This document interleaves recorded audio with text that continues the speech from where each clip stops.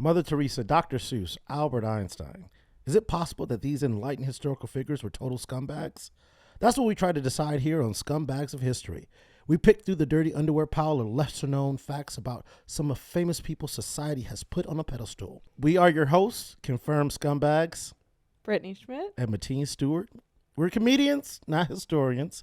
We're probably going to get some stuff wrong from time to time, so don't use us as a reference in your research paper. Let's get started, you scumbags. I'm talking about scumbags of history. Talking about these people suck ass. They were pieces of shit. They still pieces of shit. Scumbags of history. Scumbags of history. All right, let's get it. Let's get it. Let's get it. Let's get it. Let's Stop. get it. Get it. Let's get it started, scumbags. Today we are talking about Mahatma Gandhi. Yep, the peace-happy dude who orchestrated a successful movement to free India from British reign. But there's a lot of reasons this freedom fighter was pretty tough hang. Okay, tell me what you know about Mahatma Gandhi. Mahatma Gandhi. I don't. Is he the guy that just mouth kissed that child? No, that is not Mahatma Gandhi. That is the Dalai Lama. That mouth kissing monk? Yes, the mouth kissing monk. The Dalai Lama is not Mahatma Gandhi. I can see how you can get that confused, but Gandhi no. and Gandhi, he's Indian. who's the other one? Dalai Lama, who is from Not Nepal India. Okay. or Tibet Okay. or one of those places. Okay. Yeah, so I guess I don't know anything about Gandhi is not alive anymore. Gandhi, he was some sort of religious or spiritual figure, but He was that's a all religious I figure. know. Yeah, from India. Okay, you knew that. I didn't know that. Yeah, I know that. I don't know. You know nothing about him? Nothing. Nothing about Mahatma Gandhi. No. Well, you thought he was the Dalai Lama. That's the one thing that I know that you know about him. Yeah. I had one incorrect fact in my head. Yeah, that's all. Yeah, he's like, hell yeah, Most is another of my guy life. that was mouth kissing that child Most of my life is just being really certain about stuff and that's being wrong. loud and wrong, like me when I was singing in the choir. Yeah. Born in 1869, he was an Indian politician and activist and the father of his country, essential to India achieving freedom from colonial Britain. Inspired movements for freedom all over with his doctrine of nonviolent protest. He went on several hunger strikes to protest religious violence in his region. Okay, what makes you the father of your country? Are you born and someone's like, here's our daddy? No, I mean, he was the main advocate for freedom for Right, but you don't get. How do you get born into that role? because it was India, and then the British came over, and they took all other spices and never used them in their food. And essentially, he was a freedom fighter. Okay. He led the movement. So one thing that I know about Gandhi is Wait, so he wasn't religious? he was religious. Oh. Yeah, he was Hindu. Okay. But he was the one that started the nonviolent protests. Who I think we should have a drop here. Was like Mateen's Black History Fact of the Day. It's gonna be like actually a black guy started the nonviolent protest. No, Dr. Martin Luther King, who was very Black. very black and very important to me in my life, since we have the same birthday and we're in the same fraternity. But yeah, and He liked to fuck white girls. So. same. We're on the same page. Yeah. He uses Gandhi's technique. The nonviolent thing that Okay. Martin Luther King used came from Gandhi. That worked for MLK. Yeah, it did. I mean, he ended up getting shot. Yeah. Yeah. Did they both? Gandhi. Yeah, Gandhi did they also both? got Yeah. assassinated. Yeah. So. Yeah, but he got assassinated when he was 78. Wow. God was coming. Which was like, God was at what coming. point it's like 78? Yeah, someone's save the gonna, bullet. yeah, someone's gonna shoot him. Did they punch assassinate him? No, they shot him. He shot him, and then I don't know. Maybe like at 78, he died of a heart attack before he actually. Yeah, natural causes got him before the yeah, strangulation. Yes. Well, here's what you don't know Which is everything. about Mahatma Gandhi, which is everything. His activism actually first began with trying to spread vegetarianism while studying in London. A shy kid, the missionary work helped him get out of his shell and became a big deal in the London Vegetarian Society. Is that a thing? It was a thing back in the day. I mean, he was Gujarati, which is a state in India, and they are traditionally known as vegetarians and also known as like the the boring state. Till this day, right now, you still can't get alcohol there. So if you want to buy alcohol in Gujarat, you have to get an alcohol license. And then where do you buy it? They have liquor stores, okay. but you have to get. So like you as a foreigner, me as a foreigner, we can go get a license to buy alcohol in the state. Sounds like I'd be shoplifting. Yeah. In 1909, he wrote a book calling for Indians to nonviolently resist British rule. He organized peasants, farmers, urban workers to protest British laws that discriminated against Indians. He led the Indian National Conference in campaigns for things like women's rights and Indian independence. Under his leadership, the Indian National Congress declared independence from Britain in 1930, but Britain was like, nah, y'all not independent. They're just like, we're independent. And yeah, like, it's like if you're a peaceful protest, like Britain's got tanks. You know what I mean? Well, they're not. They were not happy with that. They were like, no, you're not independent, even though the Indian Congress declared independence, and it took 12 years for them to finally get it. So in 1942, Gandhi demanded immediately independence from Britain, so they arrested him and tens of thousands of his allies. So 12 years later, he was like, yo, y'all been snapping. Yeah. Y'all not doing this, what y'all need to do. Yeah. We declared independence, and Britain was like, nah. So they arrested him, and 10,000 of his allies, and he went to jail where he did hunger strikes, which didn't work until Britain. Who is the hunger strike really affecting? Isn't that just anorexia? It is. A lot of people in Los Angeles. Girls, I was gonna say a lot of Beverly Hills girls are on hunger strikes. But hunger strikes without a cause. Yeah, for some reason, they work in some cases. It worked in this case. Britain finally gave what India is a hunger strike even? You don't eat. So you have to do How does that? Why does anyone care if you don't eat? I honestly don't know. I'm just. If you're trying to kill somebody, you would think like, I don't care if you eat or not. Right. Yeah. If you're weaker. But it worked. Britain finally gave India independence in 1947. And like I mentioned before, Gandhi was assassinated by a militant Hindu nationalist at the age of 78. Bang, bang. Bang, bang. Did he get shot from behind? I don't know. I think he got shot straight to his face. Really? Yeah. It wasn't like a sniper or anything. No, it wasn't JFK. No, it wasn't JFK. Guy came right up to him. I think JFK might have the best assassination of all of them. I mean, look, he just was having a nice day. Yeah. In a drop top convertible. Just chilling with his wife. Out, just chilling. And then he's bang. Yeah. He doesn't even know. You don't even know you're God. Brains everywhere. Yeah. Splattered. You don't see. You just. Tomato season. Just gone. Just gone. Oh my God, tomato season. But no, Gandhi got shot at close range. Oh, point blank. Yeah, point blank by a militant Hindu nationalist. See, that's a little worse. At the thing. Yeah. That's a little worse. All right. What would you do if someone? I mean, like you have 2 seconds. What do you do if someone comes up to you with a gun? In your face? You grab it.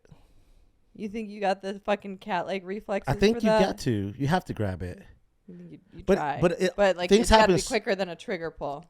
Things happen so fast. Like I know, in life, because and I realize it's now having a daughter where like she could be doing something and then not be okay. Yeah. So like last night we were sleeping in the bed and I just heard boom. Yeah. She fell off the bed. And I was like, she could have died in like seconds. Right. And I was asleep. I couldn't react to it. Right. And there was another time where like she face planted off of the bed again. I used to fall off my bed all the time. Yeah. That's part of life. She's not gonna especially die. if you have bunk beds. Yeah. Whoa. Yeah, I fell off. She doesn't have bed, but I've fallen off a bunk bed before. Oh.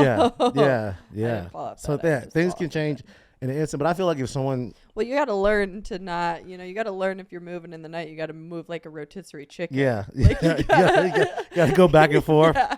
You can't just roll off the table like a Coke can. Yeah. Yeah. Like a Coke can. So now we know that Gandhi was a peaceful dude who didn't like to eat. To get but when he did, he was a vegetarian. He protested. He was boring he was a vegetarian. Yeah.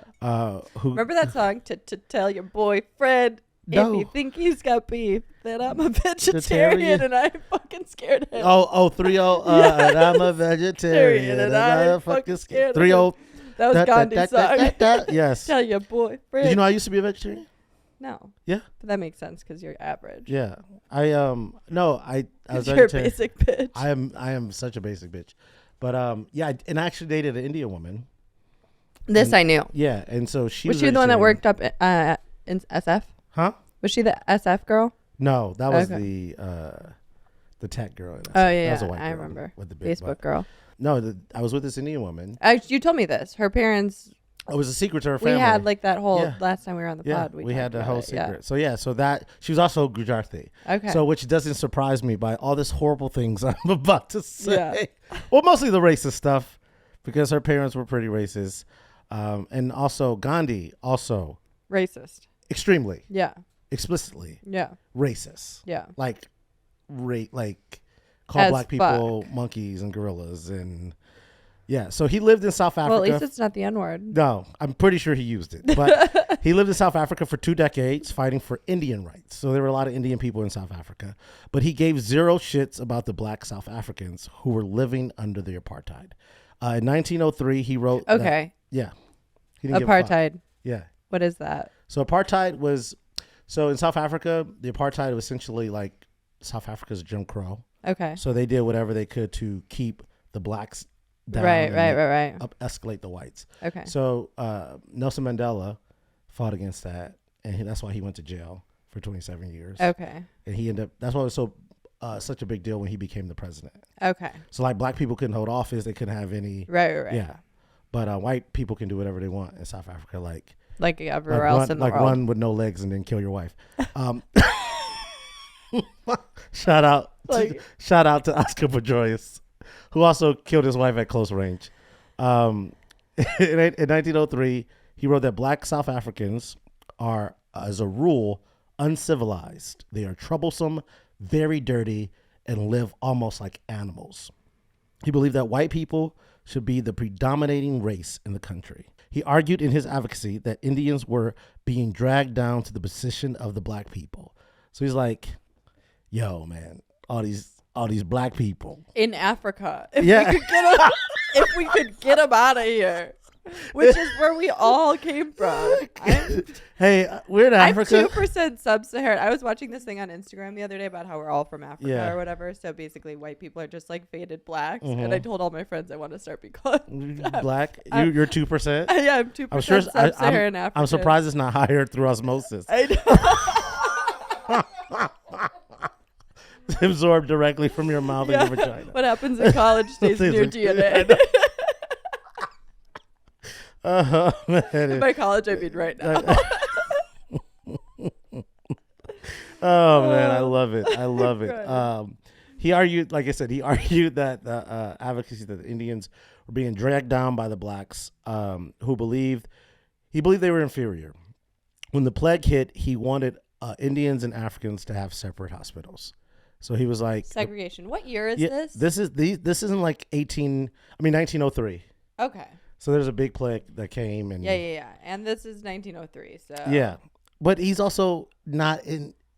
Like he's in Africa, like you said, he's in Africa. He's in Africa, yeah. He's in there. He openly advocated continent for the continuation of race-based residential and social segregation in the colony, and publicly allied himself with the British colonizers at every opportunity. So when it was convenient for him, he was like, "Oh, the British people need to leave." Mm-hmm. But when the British were ruling in South Africa and doing all this stuff against black people, he was like, "Yeah, y'all the homies." He's like, "Pip, yeah, I know. That's what he was like.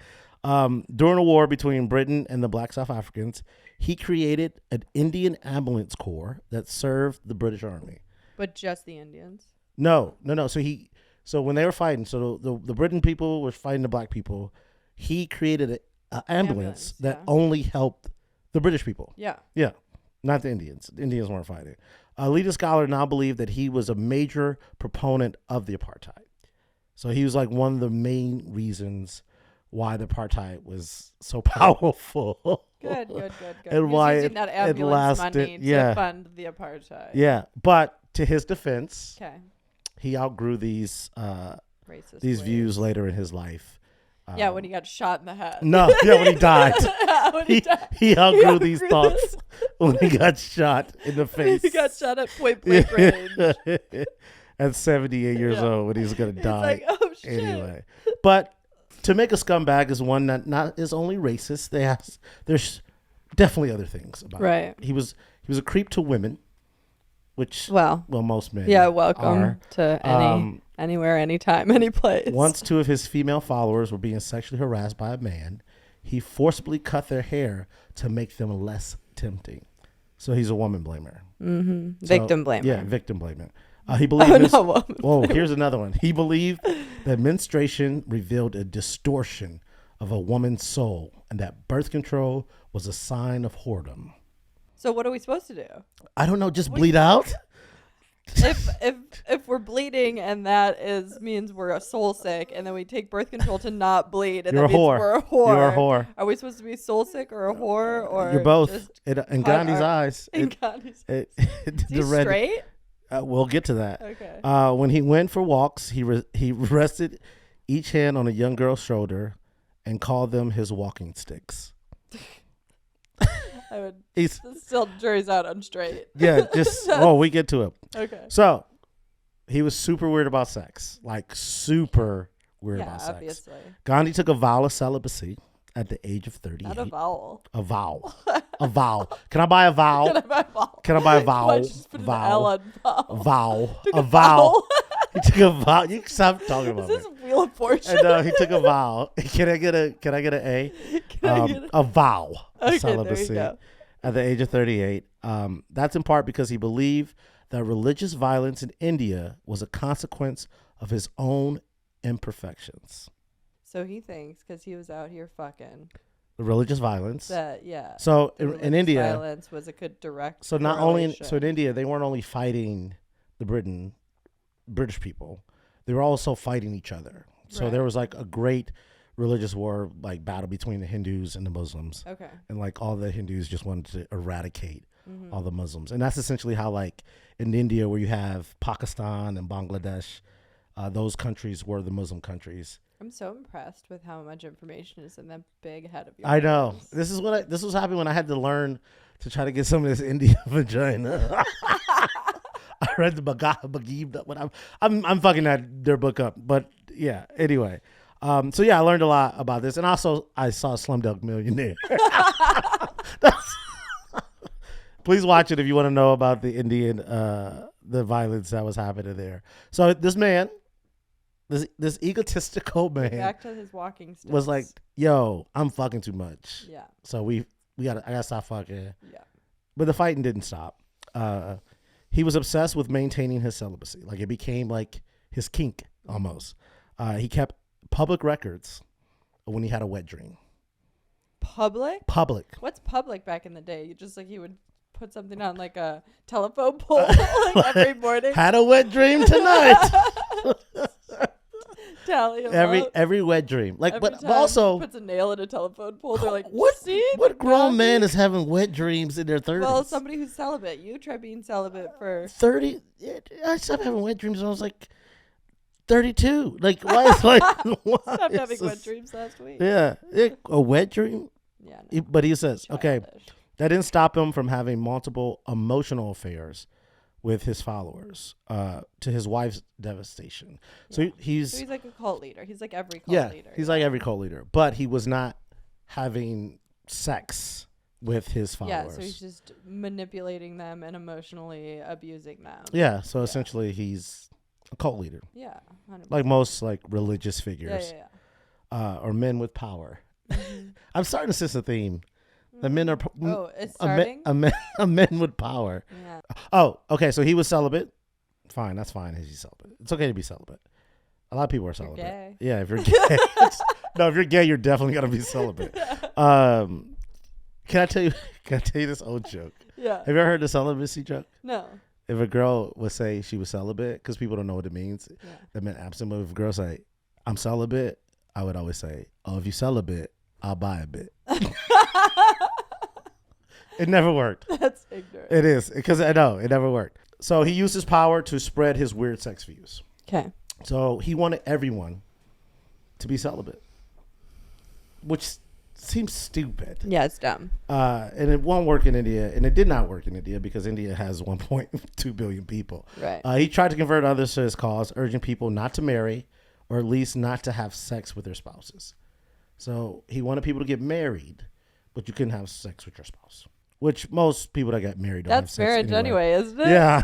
Yeah. The second you get married, the sex just Whoosh, it just plummets. Yeah. Why do you think that is? I mean, there's a multitude of reasons. I think for the girls' side, it's like you're popping that puss until you lock it down. And then once you lock it down, you're tired. You're just tired. You're just like, all right, I'm going to chill now that I did all that to get it. But that's why it ultimately falls apart. Do you think it's a biological thing too? Probably. Like your body's just like, we did all this. Yeah. There's probably a lot of factors. That's why you need to marry someone who's that it's more than just sex. Yeah, of course. Yeah. Obviously. Yeah. No, but who's getting married for sex? I'm sure there's some people getting married for sex. Like the sex is so good. No, I don't Yeah. think so. Mostly the most destructive people you have the best sex with. But yeah, Back to Gandhi. back to Gandhi. So he tried to convert others to his cause, urging people not to get married or at least not to have sex with their spouses. So he's saying don't get married also. Yeah. So he's like, don't get married. Just be. Okay, when are we Who going you to get to are. the part where he's gay? No, 'Cause we're not getting to. Well, so he set up these ashrams. So ashram is essentially a Hindu monastery. He saw it as an experiment. It had boys and girls live, bathe, and sleep together to prepare for their chastity. Right. He even that makes sense. Make boys and girls shower and live together And bathe. and bathe together to prepare to not fuck. Yeah. It's like you guys are gonna do all these things to like not get tempted to do anything. So if they even brought up sex, they were punished. So you got to be What's naked. the punishment? Flogging. You You had to fuck Gandhi if you brought up sex. No, you did not. He was not having sex. Sorry. People.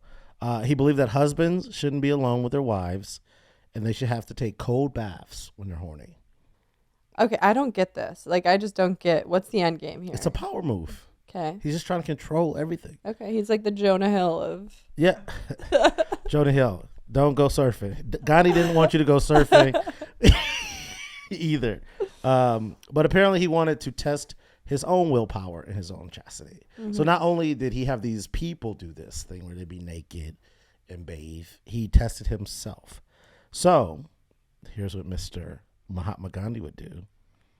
He made young women and girls sleep naked in his bed with him and bathe him as a part of an experiment. These women, meanwhile, weren't allowed to sleep with their own husbands. So he'll be in his monastery and he'll be like, hey, y'all three girls, come sleep with me butt naked. Give me a bath. And just to make sure that I won't do anything to test my celibacy. And who's keeping him accountable? He's keeping him accountable. Oh, I'm sure that was he's a leader. Yeah, of course. He would also pressure them to do strip teases and other non-touch sexual things and read him letters to tempt him. So he made them write letters and talk dirty to him. So basically he was just really into edging. Edging. Yeah, he's the edgelord. He's the edgelord. He's an edgelord. He's the edgelord. Edge daddy. Edge daddy. Lives on Edgewood Avenue. He living on the edge. He wrote of so-called accidents occurring when he slept beside one of his followers. Though we really don't know if that means he did sex stuff with them. But we also really do know that definitely means that he did sex stuff with them. Oh, I had accidents. Or maybe it was a wet dream. Yeah. He just he just... Oh. Bazinga. You think when he comes, does he say Jesus Christ? It gets worse, though. These women included his young female doctor, and for years, two of his teenage grandnieces, Manu and Abda, sometimes at the same time. So his grandnieces. So people he was related to. So people he was related to. Yeah. So his sister's grandchildren, or his brother's grandchildren. It's even creepier because Manu was raised by him and his wife. He was her parental figure. Okay. So essentially his daughter has to be butt naked with him and wash his balls. So what's his name? The guy who does the voiceover? The black guy with the freckles. Morgan Freeman. Yeah. Well, Morgan Freeman married his granddaughter. Yeah. Yeah. And that just, by the way, flew under the radar. Yeah. Like, nobody even everyone still fucking daps up Morgan Well, Freeman. it's his step granddaughter, but it still was his granddaughter. Still. Yeah. Raised as a granddaughter. Yeah, Bobby Womack is another one who he was having an affair with Sam Cooke's wife, and then left Sam Cooke's wife to fuck Sam Cooke's daughter after he died. My God. Oh. Fuck. Yeah. Who he grew up with, like That's dark. It's a dark art. Yeah, it is a dark art. That's why I don't want to have a daughter. Yeah, Gandhi and his wife was a parental figure to Manu.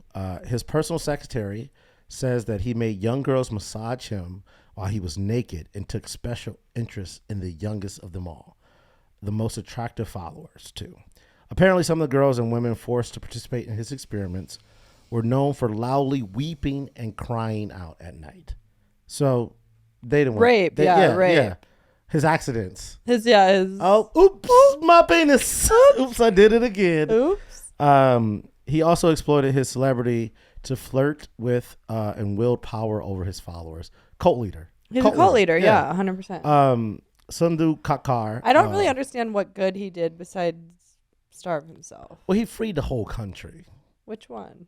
India. Yeah, who cares? Psychoanalyst Sundar Kakar has written, the competition among women for Gandhi's attention was as fierce as it is of any guru establishment today. Yeah, he's just He's a cult leader. This is beyond making his grandnieces naked cuddle with him. He was also shitty to his family. So he was married, and he did have children. He treated his family just as any ringmaster in a circus treats animals. He wouldn't let his sons be educated. So they couldn't go to school. They couldn't get any education. And he also forced them to be celibate. Yeah, I mean, how are you going to brainwash somebody if they're educated? Yeah. Like, that's the thing. You got to keep them down. Keep them down. Can't say it enough. Beat them down. Keep them down. Beat them down. Keep them down. He wouldn't let his sons be educated, and he forced them to share his vow of celibacy. Which, by the way, he wasn't keeping. Let's stop talking about his vow of celibacy. Because he had kids. He's busting nuts with his grandnieces. He's not celibate. Brittany, that's on accident, though. Accidents happen. One of his sons ended up drinking himself to death. That takes a lot of work. I tried to do that for my 20s. A lot of time. It's really hard. But were you purposely doing that? No. Yeah. I was partying. Yeah, you were partying. It's fun. It's fun. But he disowned his daughter when she got married. So his daughter was like, "Nah, bro, I can't deal with this shit.